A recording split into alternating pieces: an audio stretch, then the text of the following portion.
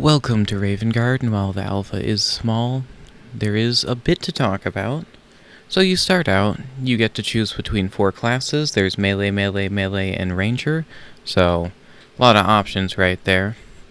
The actual thing that matters is different classes have different weapons they can use. As you can see here, I have the knight class, which is like the most generic, you have health and you can do damage type of class. And I have a nice sword right here.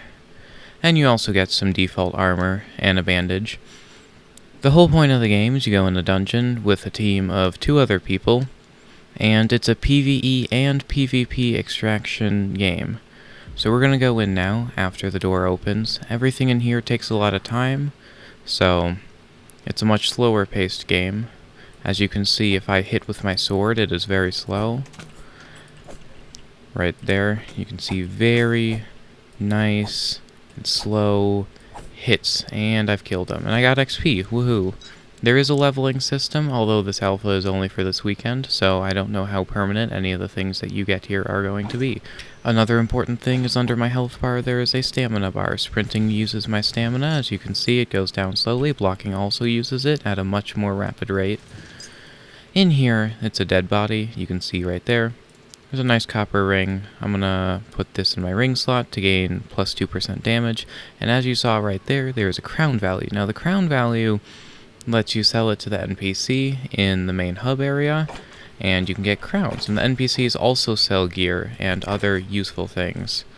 So it is very good to grab all the gear you find, even if it's not necessarily for your class. Now I have never escaped the dungeon at all. And I have tried, I don't know, around like 5 times now. It's quite difficult. You can also pick up some of the things on the wall. Only some of them, I guess. If you see any gems, they're a bit more common than these goblets, and they are very useful because they sell for a lot of stuff. It's literally just crowns from these ones. So, as you can see here, there's a giant map, and there's a little arrow and a glowing thing where I am. In the center of the map, there's a boss, and that's also where a lot of the portals to leave spawn, so it is very important to get there. There's also a death barrier, which has not activated yet, but will slowly push you towards the middle, like Fortnite storm circles, if you've played that. Here's one of the gems I was talking about. You can right-click that. Nice 6 crowns right there, 3 crowns from the goblet.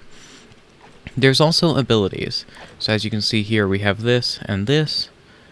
I would like to be able to use these. Unfortunately, it says press not bound to use. Now I've looked through the config, I've looked through all the NPCs. I cannot find any way to bind that. So unfortunately, it looks like I can't heal. Which could just be a skill issue, but could also be something bad. I got a new piece of armor here, so I can equip that. In the main hub area, you have access to a storage in your menu using a nether star that is over here. And you can open that and you'll get a little ender chest where you don't lose that if you die in dungeons. Because this is an extraction game, you lose your stuff if you die in here, so try not to do that because that would suck. And we have incredible things in here. Did I die? Incredible. Well, this is okay, because there are revival fountains that my teammates can find. Now, I have never been revived at one of them, because the game is hard, and because nobody has experience, everybody sucks at it, and that's completely fine, I don't care. I just don't expect to be revived. Going through here, you can see my dead body right there. That's not my skin, though. That's not what it is, but that's awesome. They looted my dead body. I saw my chestplate change right there. You lose all your stuff when you die, so it makes sense that they took my stuff. I also did not know they could do that, so that's cool.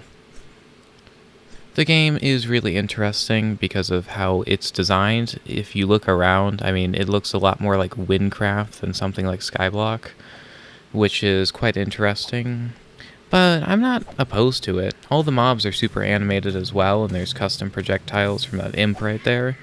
It's all very cool stuff, and while the game is simple and it lags out quite a bit because it's the alpha, It's still pretty enjoyable, and I hope to see something good come from this. If you've played the game, leave a comment below on your thoughts on it, like and subscribe, and I'll see y'all later.